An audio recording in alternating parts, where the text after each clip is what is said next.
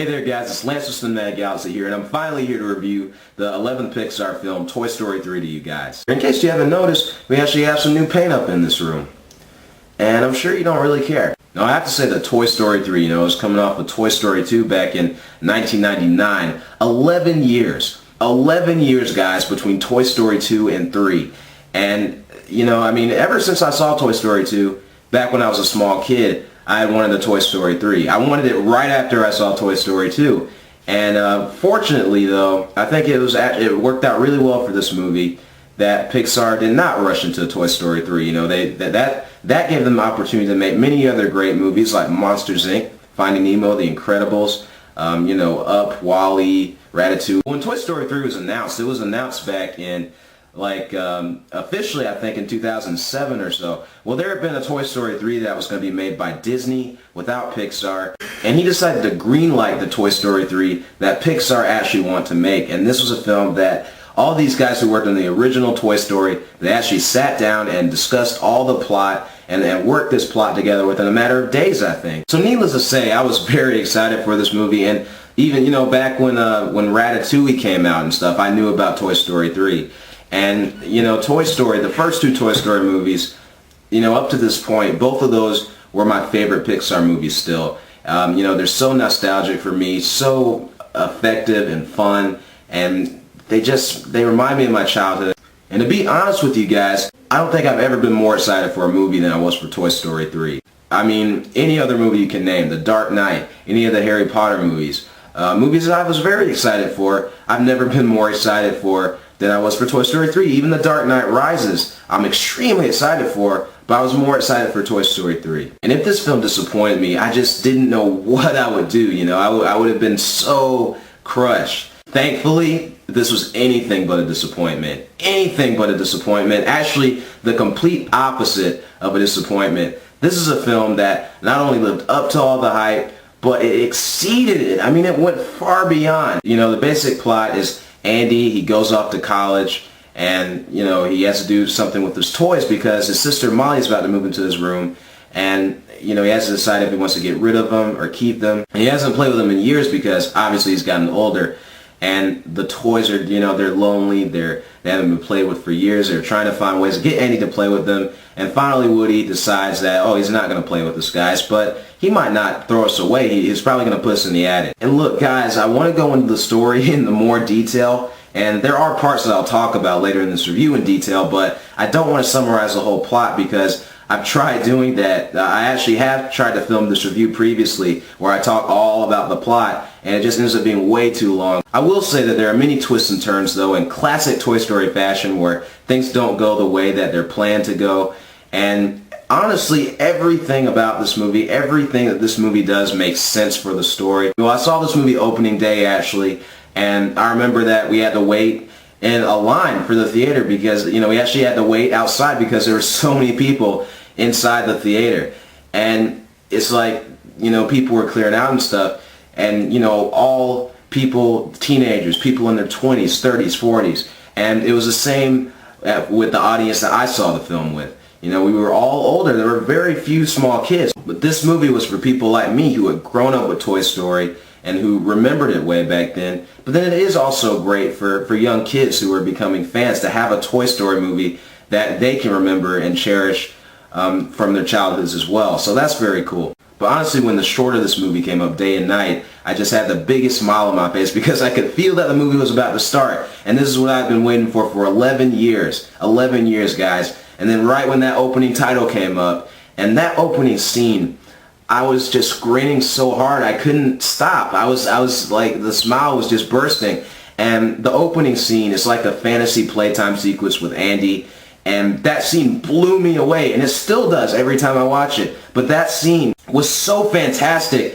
and so brilliant, so brilliantly conceived, so brilliantly thought out, and it just combines the best elements of all kinds of different genres of movies. Serial type action like the Indiana Jones movies, and it also combines the playtime sequences from the first two Toy Story movies. There's so many callbacks, so many references, but at the same time it's its own thing. And it's my favorite opening to a Toy Story film yet. Probably one of my favorite openings to a film, period. Anyway, the film is pretty much a thrill ride from start to finish. I mean, you know, it's a steady build-up, you know, exposition, getting into the plot.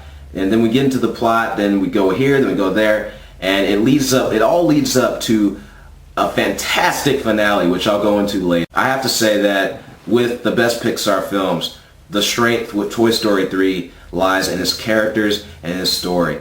And I know some people are going to say that, oh, you know, these characters, it's a sequel, you know, of course you care about the characters more. That's kind of a cheat. No, it's not. It takes a lot of work for a sequel to make you still care for the characters that you cared for in the first two movies. I mean, you might start out caring for them, but the film has to maintain your interest. It has to have these characters have great development, and you know, it just has to make you care for them even more. And by the end of Toy Story 3, I cared for these characters way more than I even did in the first two films. Because they go through so much in this movie. From the very get-go, they've already gone through a lot. And we see that they've changed. We see that there's less innocence than before.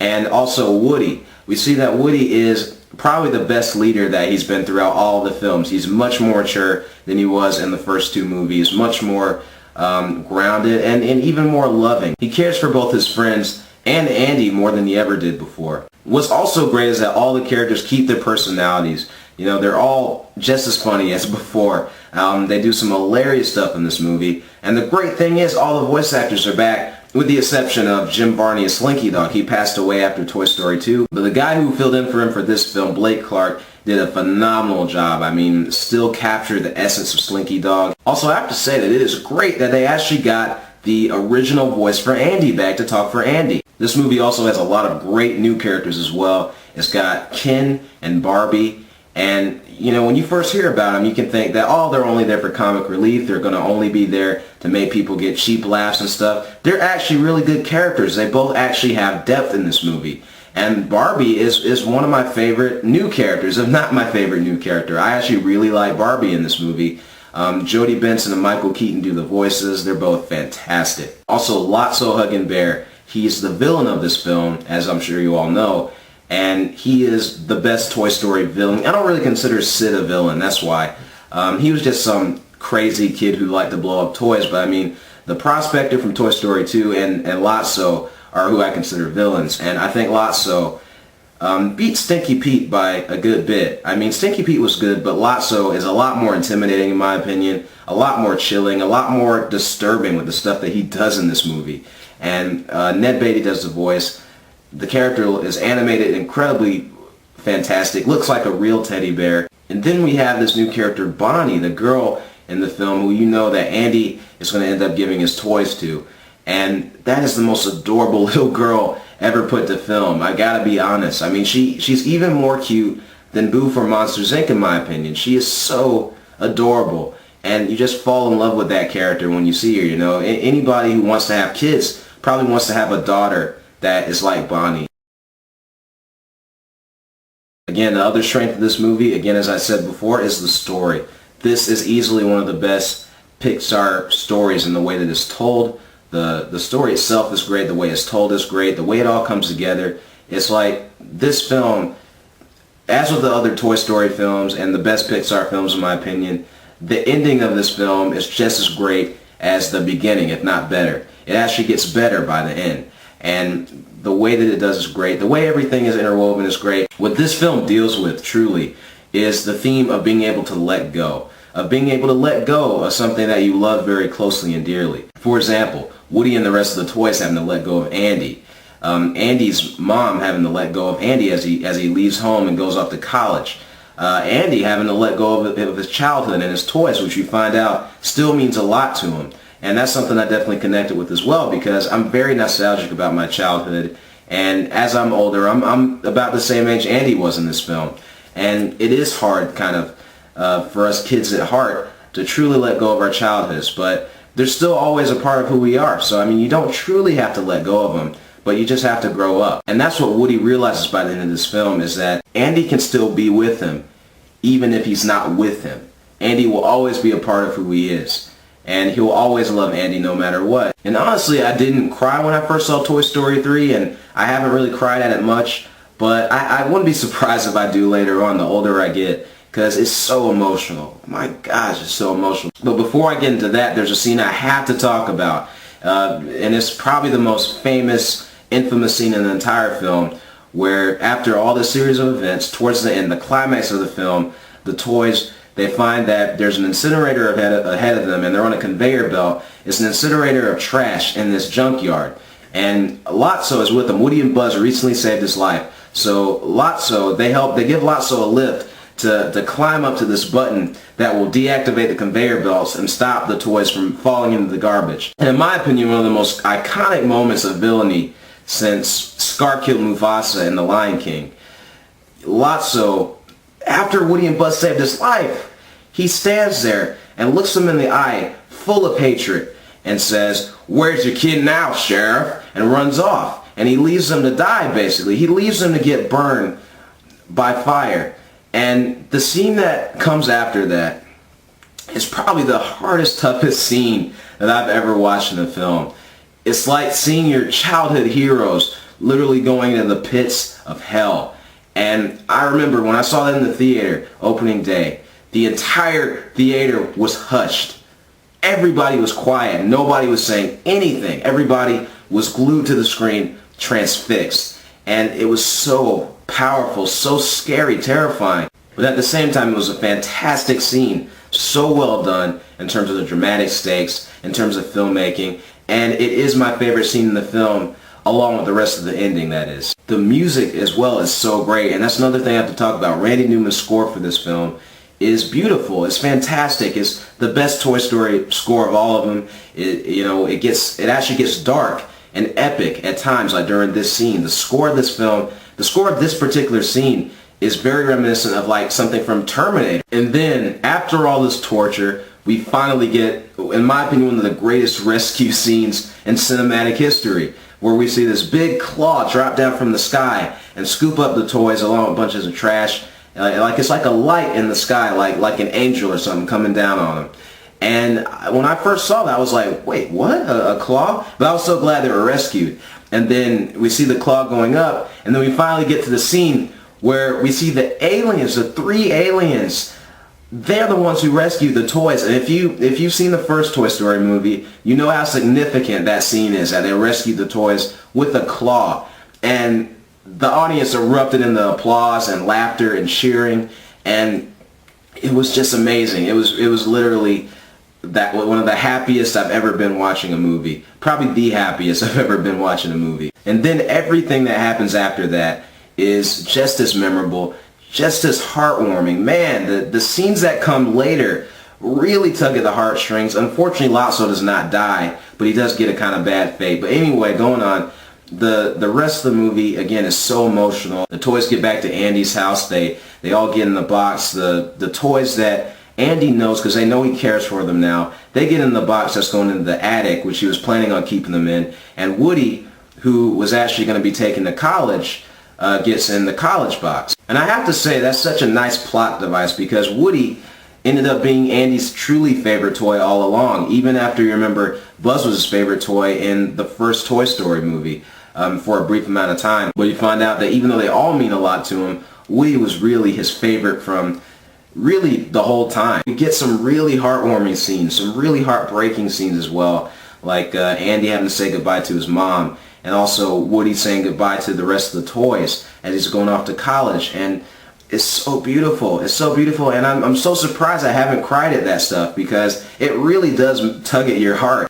And then we get the scene where Woody, he just, in a moment of fate, Woody goes and writes an address on the box of the toys that he was going to take into the attic. And Andy sees his old toys in there, but he sees a note. He thinks his mom wrote it. And he asks her, "Mom, do you really want me to donate these?" And she just says, "Whatever you want to do." So Andy actually ends up taking the toys to, as you know, Bonnie's house, because Woody had, ran into her earlier in the film. And the way that it's all done, because you know Andy gives her the toys, is perfect. You know, everything about the way they constructed that is perfect. It's not like some random little girl that he gives the toys to. Andy's mom, his family actually knows that family. You know, they know Bonnie's family. And also Andy gives all the toys a great curtain call, a great send-off. You know, when he takes them out and introduces them to her, you know, they're out in the yard, and it's like, you know, he gives all the toys descriptions that fit their characters and how he's played with them and envisioned them over the years. And then we get probably the other most famous scene in the film, where Bonnie sees Woody at the bottom of the box. And Woody, you know, Andy wonders how he got in there because he was planning on taking Woody to college with him. But Woody actually got into the box with his friends. And it's like when you look at Andy's eyes and look at his face, it's like he's the same little kid that he was in the first two films. He doesn't want to get rid of his favorite toy, but he ultimately decides, well, you know what, she can get a lot of happiness out of Woody. And what he does is just so admirable and so touching, really. Toy Story 3 is one of my favorite Pixar films, and it's one of my favorite movies of all time, without a doubt. And to be honest, it's right there with the first two movies for me. The first is still my favorite because I'm the most nostalgic about it, and it is such a great movie. But the 2 and 3 are probably tied. I really don't know if I can even pick between them. If I had to, I'd pick 3 slightly, but they're both right there with each other. All 3 of them are my favorite Pixar movies, and probably my favorite movies of all time, all 3 of them. So that said, I'm going to give Toy Story 3 an A+. I mean, what more needs to be said? You know, it's a classic right up there with films like The Lion King and the other Toy Story films and just other great animated movies. It's right up there with the best. And it honestly just set the bar so high for Pixar. So anyway, guys, let me know, what do you feel about Toy Story 3? What does it mean to you? Do you love it as much as I did? Did you love it a little less than most people? Let me know. And also, guys, I'm interested to know, what is a film that you were very excited about, extremely excited about, that actually lived up to and exceeded your expectations? Anyway, guys, take care of yourselves, and stay tuned for my review of Brave, which is coming along. And this is Lance from Cinematic Galaxy, signing off. Also, I have to say that it is great that they actually got the original voice for Andy back to talk for Andy.